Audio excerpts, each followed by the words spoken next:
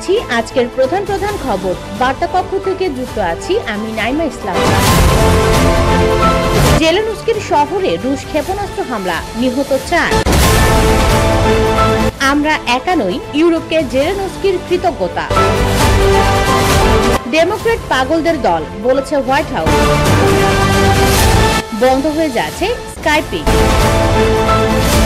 Russia ইউরোপের জন্য হুমকি, বলেছেন ম্যাক্রো।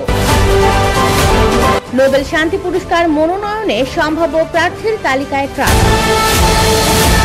মার্কিন বিরোধিতা সত্ত্বেও OPCW এর ভাইস প্রেসিডেন্ট ইরান। হামাসকে সমর্থনকারী বিদেশি শিক্ষার্থীদের ভিসা বাতিল করবে যুক্তরাষ্ট্র। উৎক্ষেপণের 10 মিনিট পরেই ভেঙে পড়ল ইলন মাস্কের স্টারশিপ। বিস্তারিত জানতে ভিজিট করুন usbengal.com।